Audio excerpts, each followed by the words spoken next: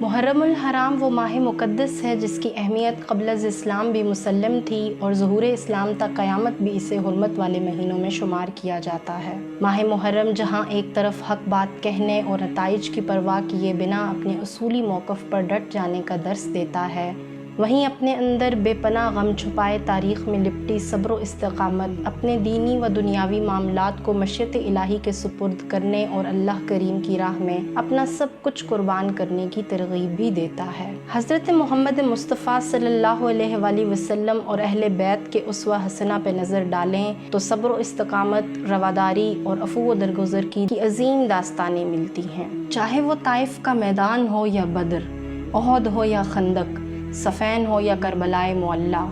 دشمنوں سے انتہائی زخم خوردہ ہر مقام پر اعلیٰ و عرفہ درجہ سیرت و کردار، صلح حدیبیہ اور میثاق مدینہ غیر مسلموں کے ساتھ افہام و تفہیم اور ریاستی امور کی اعلیٰ مثالیں جنہوں نے آگے چل کر ریاست مدینہ کو عروج بخشا۔ اللہ کریم اپنی کتاب میں ہمیں انتباہ کرتے ہیں، نہ تو تم پر آسمان سے کوئی ناگہانی آفت نازل ہوگی اور نہ ہی تمہارے نیچے سے زمین کھینچی جائے گی، مگر ہاں تمہیں گروہ در گروہ تقسیم کر کے آپس میں لڑا دیا جائے گا۔ ماہ مقدس کا تقاضا ہے کہ ہم انتہا پسندی اور اندھی تقلید کے خول سے باہر نکلیں اور اتحاد و یگانگت کا عملی ثبوت دیتے ہوئے جہاں ایک طرف نواسہ رسول صلی اللہ علیہ وآلہ وسلم، جگر گوشہ بطول، فرزند امیر المؤمنین حضرت علی اور حضرت امام حسین رضی اللہ تعالی عنہ، جنہوں نے اپنا خانوادہ دین اسلام کی سربلندی کی خاطر مشیت الہی کے حضور پیش کر دیا، ہمیں چاہیے کہ شہدائے کربلا کے غم میں اپنے تمام تر اختلافات و عقائد کو بالائے طاق رکھتے ہوئے ذکر و اذکار کی محفل سجائیں،